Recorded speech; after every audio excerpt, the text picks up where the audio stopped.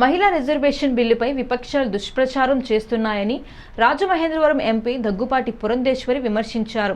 స్థానిక quarry market జంక్షన్లో ఉన్న బీజేపీ కార్యాలయంలో కూటమి మహిళా సభ్యులతో కలిసి ఆమె మీడియా సమావేశంలో మాట్లాడారు.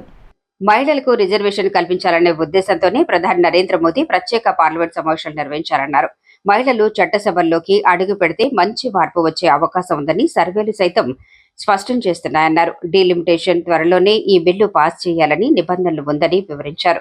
వికసిత భారత్ సాధనలో భాగంగానే పాలనలో మహిళలకు భాగస్వామ్యం ఇవ్వాలని కోరుకుంటున్నామన్నారు. రాజ్యాంగంలో ధర్మబద్ధమైన రిజర్వేషన్ కల్పించాలని ఎక్కడా లేదని గుర్తు చేశారు. సామాజిక ఆర్థికంగా వెనుకబడిన వారికి మాత్రమే రిజర్వేషన్ వర్తింపు చేయాల్సి ఉంటుందన్నారు. మహిళా రిజర్వేషన్ను నీరుగార్చిన విపక్షాలు క్షమాపణ చెప్పాలని డిమాండ్ చేశారు.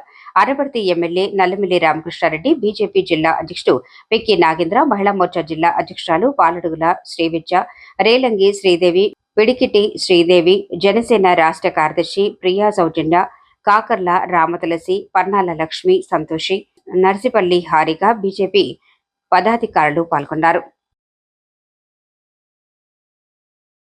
అని చెప్పి వారు దక్షిణ భారతదేశానికి అన్యాయం జరిగిపోతుంది అనేటువంటి విషయాన్ని వారు తెర మీదకి తీసుకొస్తున్నారు. ఎందుకంటే పాపులేషన్ కంట్రోల్ అనేటువంటి అంశం ఏదైతే ఉందో అది దక్షిణ భారత రాష్ట్రాలన్నీ కూడా కేరళ, తమిళనాడు, ఆంధ్ర, తెలంగాణ, కర్ణాటక ఈ 5 రాష్ట్రాలు తూచా తప్పకుండా ఫాలో అయ్యాయి.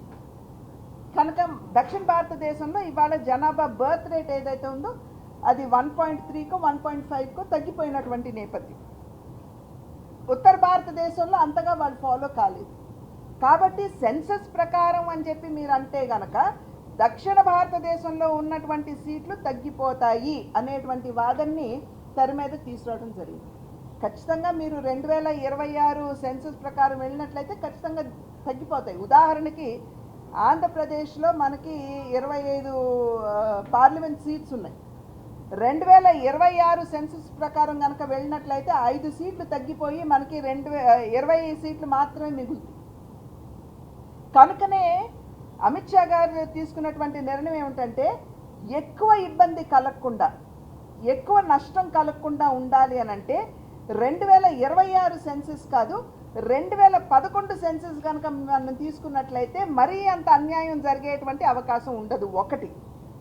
2, ఏదైతే ఇప్పుడు పార్లమెంట్ సీట్లు ఉన్నాయో వాటికి 50% జతపరిచి మేము రాష్ట్రాలకు ఇస్తాం. అంటే ఆంధ్రప్రదేశ్లో 25 పార్లమెంట్ సీట్లు ఉంటే 50% అంటే 12.5, కాబట్టి 13 సీట్లు జతపరిచి 38 సీట్లు మేము ఆంధ్రప్రదేశ్కి మనం మంజూరు చేసుకుందాం అనేటువంటి ప్రతిపాదన వారు తీసుకొచ్చారు. ఇది సమంజసంగా ఉండాలి మరి సాధారణంగా అందరికీ. ఎందుకంటే నష్టపోవటంలా మనం దానికి తగ్గట్టుగా మనకు వస్తుంది. ఇప్పుడు ఆంధ్రప్రదేశ్ 543 పార్లమెంట్ సభ్యుల్లో ఆంధ్రప్రదేశ్ యొక్క శాతం కనుక తీసుకున్నట్లయితే 5.17 అనుకుంటాను ఇప్పుడు మనకున్నది. అదే మనం అమిత్ షా గారు ఇచ్చినటువంటి ఫార్ములాతో కనుక మనం వెళ్ళి 815 సీట్లలో కనుక మనం చూసుకున్నట్లయితే 5.23 అవుతున్నాం. మనం తగ్గట్లా ఒకంత పెరుగుతున్నాం మనం.